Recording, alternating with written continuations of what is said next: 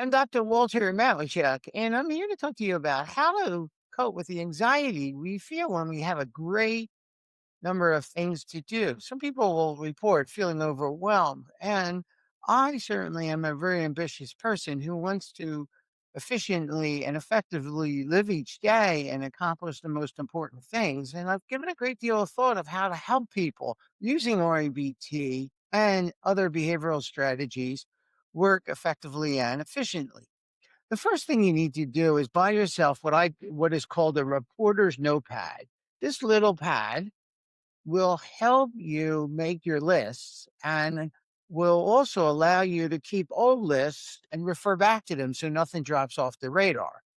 We're going to create two lists. One list, which I call the possibilities list, and the second list I call the essentials list. Now, many people will say, I'm too busy to make a list. I can't take time to do that. That's the biggest mistake you can make in a given day because I start the day with the assumption that I will leave with something always left undone. And what I want to do is leave with relatively less important things left undone and have a sense of achievement derived from having done the most important things, the priority things. The first step is for you to accept and experiment with my strategy. You need to take a deep breath at the beginning of the day and stop, even though you're feeling very overwhelmed, and say, let me just think about the possibilities. What are a good number of the possible things I would like to do today? You might list 10 things. Yesterday I did this on Sunday and I listed 11.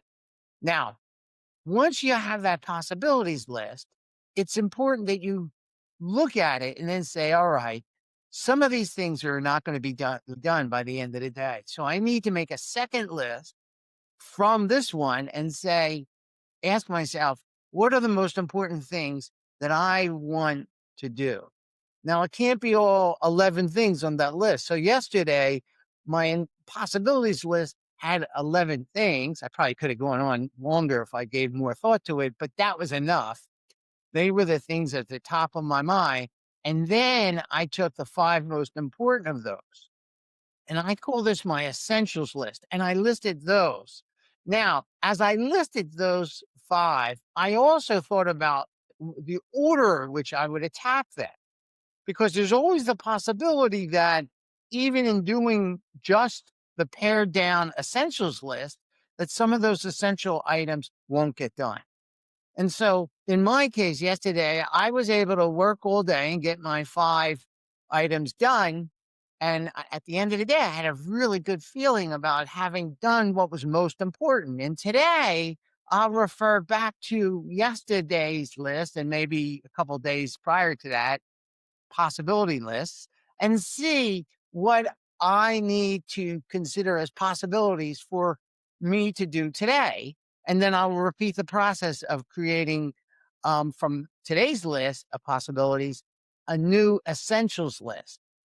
This strategy is very effective, but you need discipline to do it. And REBT helps you with that too. You need a healthy attitude like, look, I want to get started, but I don't have to. I'll take a deep breath and let me first organize my mind.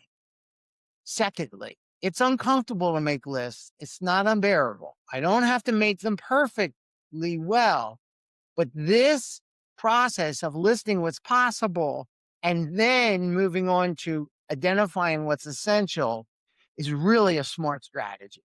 And the more I do it, the better I'll get at it and the more organized I'll become. I strongly encourage you to work with my strategy because this two list process doesn't take that long to do. And when you reach the end of the day and you've accomplished that, all the different things that you concluded to be essential to do today, you will really feel much more relaxed. You will have a higher level of satisfaction than if you get to the end of the day and realize that your anxiety led to feverish activity. You spent time doing things that weren't important. You couldn't break free to go to the important things. I would also like to remind you that you regularly attend my rational emotive behavioral conversation hour on Saturdays because I talk about attitudes that may under block people from doing this. For example, people have ideas like, well, I have to do this myself. I can't delegate this stuff to other people. That's a mistake. It's important to be able to delegate. And even though you might be able to do it better than other people, it's essential that you have the capacity to let go and tolerate the awkward feeling of having someone on your team or on your family do other things. It's also important that you say to yourself, look, I don't have to do any of this stuff perfectly well. I'm going to try to do it well enough so that I can cross it off my list. Perfectionism blocks getting things done. And we learn by doing, we learn by trying, we learn by failing, and we learn by persisting. I really believe in that process too. So I would encourage you to work at these two lists on a daily basis. You'll get better and better at doing them. They'll become quicker. They'll become more natural to do. You'll be more organized and you will get the important stuff done in life. And one of the important things I hope on Saturday morning is that you will attend the Saturday morning rational emotive behavioral conversation hour because I'll be working with a real person, helping them with their personal problems, discussing how REBT could apply. It's free to attend. It's on Zoom. It's at 9 a.m. every Saturday morning. So I hope you can join us. Write to me at rebtdoctor@gmail.com. Once again, that's rebtdoctor@gmail.com.